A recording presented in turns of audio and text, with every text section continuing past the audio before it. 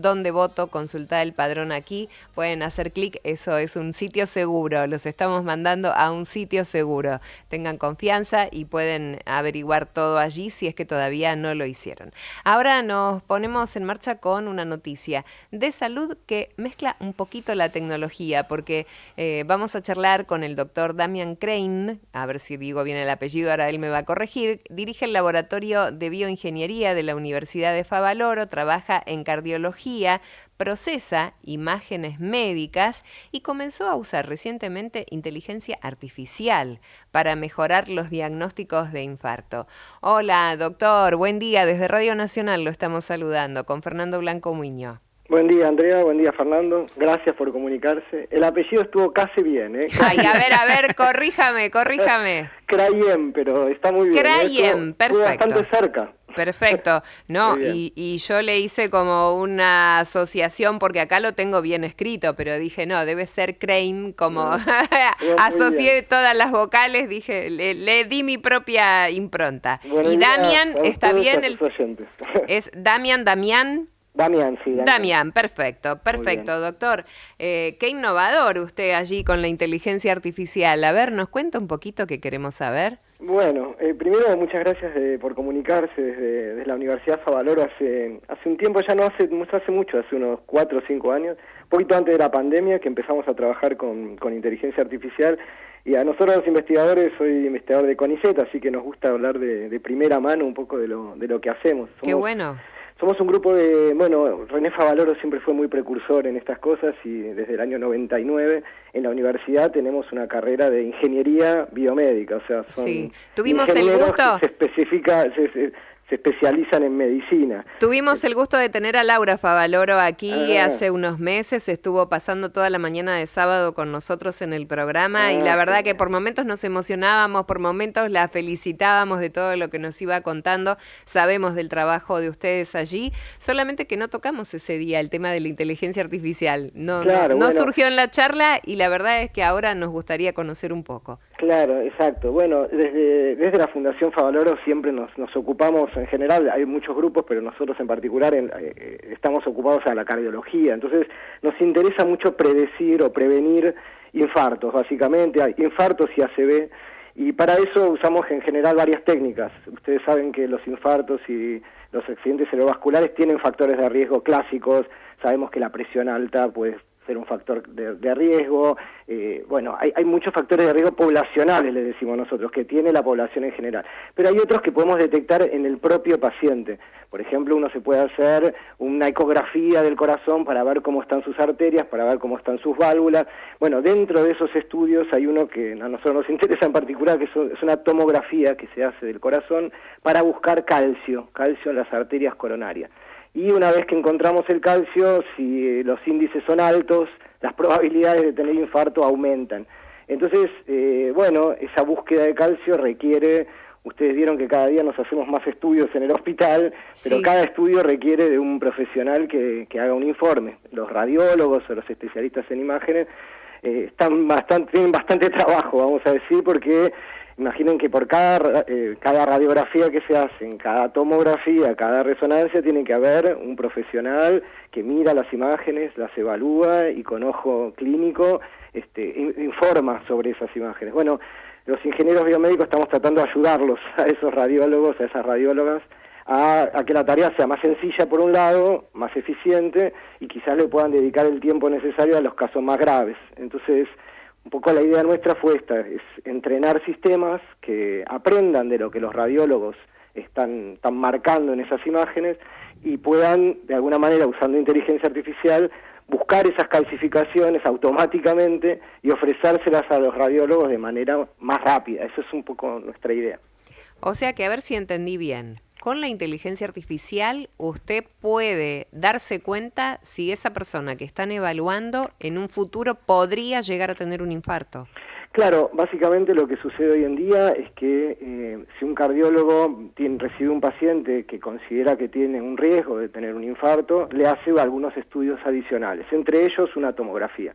En esa tomografía uno puede observar las arterias del corazón, que se llaman coronarias, y buscar si hay alguna que tiene calcificaciones. Y eso, para medirlo, básicamente un radiólogo tiene que ir y mirar imagen por imagen. Y estas técnicas de inteligencia artificial, ¿cómo funcionan? Básicamente tomamos a 1000 pacientes. Sobre esos 1000 pacientes, piensen que cada paciente tiene unas 80 imágenes. Hay 80.000 imágenes. Sobre esas 80.000 imágenes le enseñamos a una inteligencia artificial, en base a lo que los radiólogos habían medido, dónde estaban esas calcificaciones, cuáles eran y cuáles no eran. Hay veces que las calcificaciones se ven como pequeñas manchas blancas en esas tomografías. Entonces, en base a ese aprendizaje, le decimos nosotros, enseñamos a unas redes, que nosotros decimos neuronales, a aprender dónde están, cuáles son y cuáles no son. Y una vez que esas redes se entrenan, cuando viene un paciente nuevo, podemos básicamente encontrar automáticamente esas calcificaciones. Eso es un poco la idea general. Y para que a una persona le indiquen este estudio, ¿qué síntomas previos tuvo? Bueno, una buena pregunta. Básicamente, bueno, en nuestro equipo trabajamos con diferentes enfermedades, pero en este caso en particular lo que nos interesa es la prevención.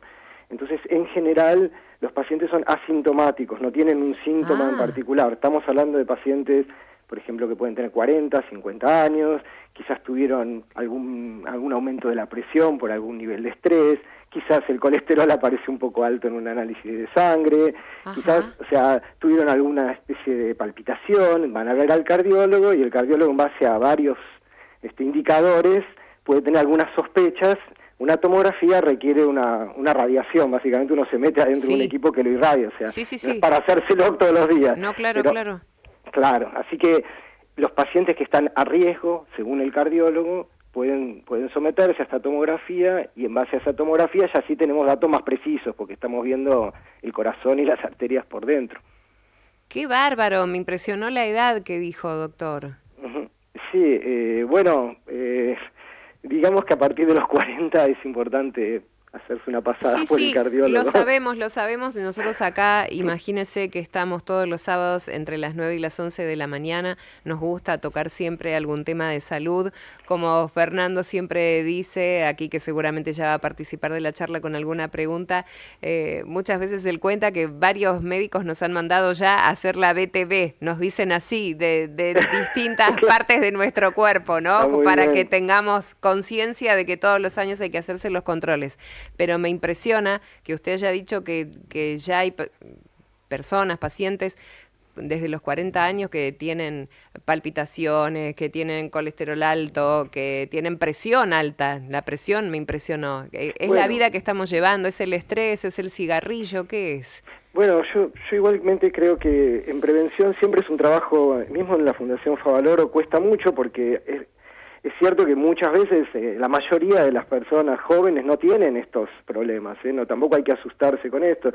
La idea de la prevención justamente es tratar de evaluar a mucha cantidad de pacientes para encontrar un poco al que realmente podemos salvar de antemano. Eso es un poco la idea. Así que en general la mayoría de los jóvenes no tienen problemas cardiológicos, pero está muy bien que a partir de los 40 empecemos a prestar atención, pasar por el cardiólogo, hacerse chequeo, y es la mejor manera de después prevenir. Saben que no solamente es bueno para el paciente, es bueno para el sistema de salud también. Seguro, claro que sí, sí, lo tenemos claro. Y otra cosa importante que quería decirles es importante también que en todos estos temas de inteligencia artificial que están muy en boga y que son, hoy en día todo el mundo habla de eso, hay que diferenciar muy bien estos temas de inteligencia artificial aplicados a la medicina. Hay que tener cuidado, porque no es lo mismo usar una inteligencia artificial para que les recomiende una canción para escuchar o una película, que cuando la vamos a usar para diagnosticar a un paciente. Entonces nosotros en la Fundación, tratamos de formar desde la ingeniería también a los médicos, a los profesionales de la salud, para que entiendan un poco cómo funciona todo esto. Estos sistemas se diseñan por ingenieros biomédicos pensando en cuestiones médicas.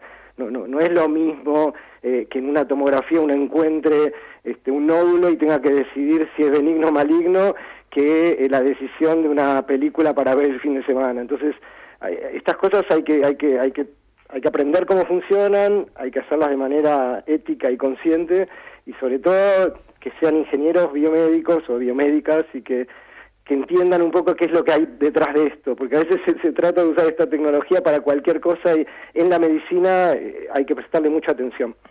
En la medicina está muy bien aplicada, por lo que estuvimos leyendo, varios informes, sobre todo que llegan de otros países del mundo, que ya lo están usando incluso para tratamiento de distintos cánceres o para prevenir también distintos cánceres. Me parece que le están dando un uso realmente bastante interesante.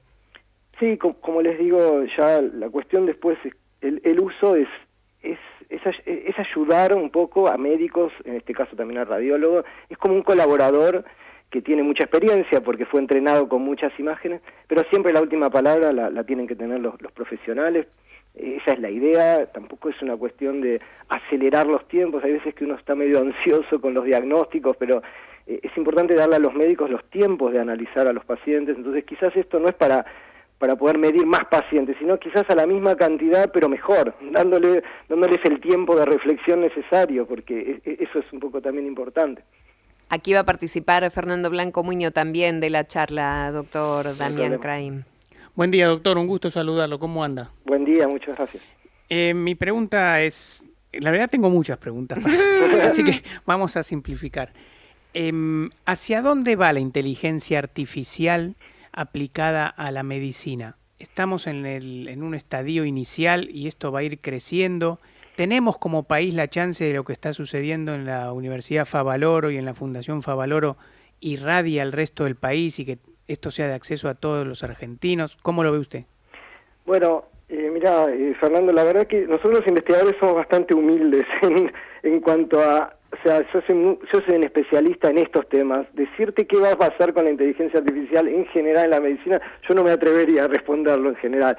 Sí te puedo decir que en cardiología, en particular en imágenes de cardiología, hay muchos avances porque es cierto que hay tareas repetitivas en la radiología. Uno se enfrenta todos los días, uno se sienta al lado de los radiólogos y ven los diagnósticos. Entonces, cuando uno detecta una tarea de alguna forma repetitiva, en donde pueda enseñarle a una tecnología de inteligencia artificial a acelerar ese proceso, ahí uno encuentra que en ese campo va a avanzar.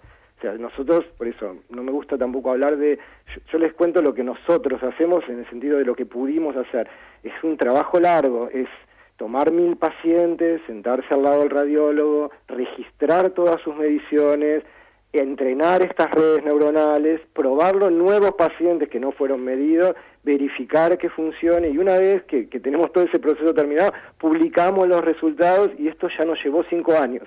O sea, es un trabajo que en 5 años, recién ahora, podemos decir que tenemos una red que nos permite acelerar este proceso y que funciona bastante bien. Ahora, como les decía antes, es muy importante ver cuando falla esto.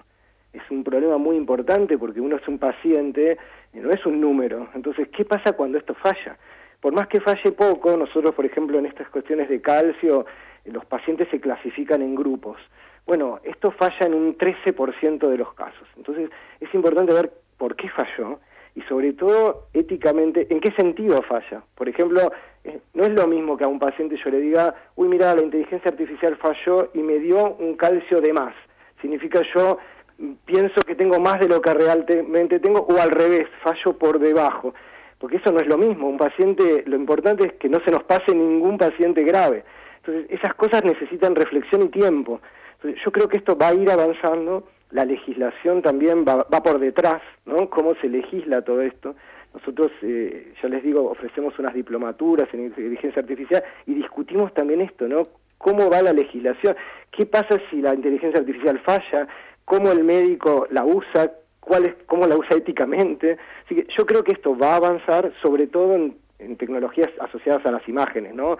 En tomografías, resonancias. Yo creo que ahí evidentemente está funcionando. Yo era muy escéptico y veo que funciona bien, pero hay que ir de a poco. Hay que ir viendo realmente en la práctica cómo se aplica y, sobre todo, cuando falla, qué pasa cuando falla. Esos son temas muy importantes. Uy, claro, no habíamos pensado en eso. ¿Qué pasa cuando falla? ¿Y la inteligencia artificial también ayuda para enfocar el tratamiento o ahí ya no se puede hacer nada?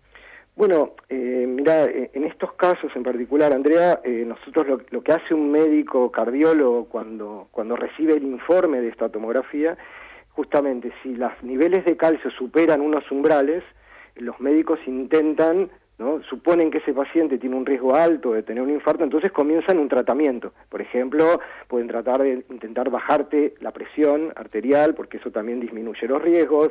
Si es el colesterol el que está elevado, intentará bajar en los niveles de colesterol. Seguramente los va a obligar a dejar de fumar si fuman, Bien. a hacer actividad física si no la hacen. O sea, obviamente estos estudios terminan de alguna forma en algún tipo de tratamiento. Ahora, por eso, esto es un diagnóstico. En este caso en particular, en lo que nosotros trabajamos, es un diagnóstico. Hay otras inteligencias artificiales que hoy están funcionando con robots directamente en el quirófano, ¿no? O sea, que ellos son todavía más riesgosos. ¡Qué bárbaro! Claro, ¡Qué por eso bárbaro! les decía, la legislación hay que ir siguiéndola un poco. La Unión Europea, Argentina también empezó con sus discusiones en el Congreso de la Nación sobre cómo legislar sobre estas cosas, y globalmente lo que intentan hacer es poner niveles de riesgo en las aplicaciones, ¿no? No es lo mismo una aplicación que va a manejar un auto en forma autónoma o que va a tomar una decisión médica que una aplicación que me va a llenar no sé, mis tareas diarias. Entonces, bueno, en base al riesgo que implica el uso de esa tecnología, hay exigencias, ¿no?, sobre los sistemas. Así que todo eso también es muy interesante discutir. ¿Para qué otras cosas usted diría que la inteligencia artificial está ayudando en la salud? Mira, te vuelvo a contar, en nuestros casos, sobre todo es en imágenes donde yo más lo veo. Por ejemplo, en resonancia magnética, cuando uno analiza el corazón y su función, nosotros le decimos función ventricular, cómo funciona el corazón, en esos casos la tarea de medición claro, lleva tiempo, realmente lleva un tiempo largo, y en esos casos la inteligencia artificial se la puede entrenar para que lo haga automáticamente, o al menos que acelere esos procesos. Así que yo en cardiología, por eso les digo, como muy humildemente, no hablo de lo que no conozco. De lo que yo sí conozco es acelerar tiempos, ¿no?, de mediciones. Sobre todo piensen que muchas veces no es lo mismo un radiólogo que está en una gran ciudad y que está analizando cientos de pacientes por mes, que algún radiólogo que quizás está en un pueblo más alejado, una ciudad más pequeña, y no tiene tantos pacientes, entonces no tiene tanta experiencia. Entonces, la inteligencia artificial en ese caso es interesante porque le permitiría a un radiólogo un poquito más alejado de una zona urbana hacer una consulta como si fuera un profesional virtual, que le da una opinión, ¿sí?, analizando sus imágenes. Después el radiólogo tomará su decisión, hará su medición, pero eso también es interesante, ¿no? O sea, piensen que los médicos en general lo que tienen es experiencia de ver muchos pacientes. Bueno, acá es lo mismo, ¿no? O sea, la inteligencia artificial, ¿qué es lo que hizo, ¿no? De alguna forma miró muchos estudios y en base a eso se entrenó, ¿sí? Olvídense, no está pensando ni razonando, ¿sí? No hay inteligencia humana ahí adentro. Claro. Pero sí hay una experiencia almacenada, de alguna forma, y que yo creo que con precaución y entendiendo cómo funciona puede ser muy útil. Que usted sepa, ¿este tipo de estudios ya se está usando en algún lugar del país también o solamente lo tienen ustedes allí en la Universidad Favaloro? Bueno, los dispositivos médicos y la tecnología médica requiere de validaciones en cualquier caso. O sea, nosotros somos investigadores de CONICET, lo que hacemos es publicar estos resultados apenas los encontramos, compartirlos con la comunidad, pero para ser usados en la clínica tienen que pasar todavía un montón de controles. Por eso les decía... De la legislación, usted nos habló, sí. Sí, no nada más la legislación, sino además les digo, tenemos que estar convencidos de qué sucede cuando esas cosas andan mal, porque muchas veces, no muchas veces, pero en determinados casos no funcionan. Entonces, todavía no se pueden usar todavía es todos con los días. cautela, nos entusiasmamos mucho, pero todavía es con cautela. Yo les diría que para temas que no sean médicos pueden ir más rápido, se pueden entusiasmar más si tienen ganas, pero para temas médicos creo que todos estamos de acuerdo que hay que ir con cautela y sobre todo pensando en que es la salud de cada uno de nosotros, de nuestros familiares, así que nadie quiere tener un diagnóstico errado. Entonces, no, seguro, por seguro, eso, seguro. Lo importante es, y otra cosa que me gustaría contarles es, la investigación no está tan alejada del mundo real, o sea, en la práctica nosotros los investigadores somos docentes en la universidad también. Claro. De alguna manera estas cosas van llegando a través de la formación de ingenieros, de ingenieras, de médicos. Seguro. Ese rol es importante, hay que entender cómo funcionan las cosas. Todo y está requiere un enlazado. esfuerzo, pero hay que hacerlo. Sí, seguro, todo está enlazado. Exacto. Gracias, doctor. Doctor Damián Crayem. Muy Ahí bien. lo dije bien. Genial, muy bien. Gracias por estos Muchas gracias por minutos. comunicarse, Ha Andrea, sido Fernando. muy importante para nosotros escucharlo. Queremos estar cerca de ustedes y realmente nos pareció muy novedoso y escucharlo así tan detallado en toda su explicación. Realmente nos gustó conversar con usted en esta mañana. Muchas gracias. Que tengan un buen día. Hasta luego. Igualmente. Hablábamos con el doctor Damián Crayem, dirige el Laboratorio de Bioingeniería de la Universidad Favaloro, trabaja en cardiología, procesa imágenes médicas y nos estuvo contando cómo aplican la inteligencia artificial en estas imágenes para mejorar los diagnósticos de infarto. Se pueden dar cuenta cuando el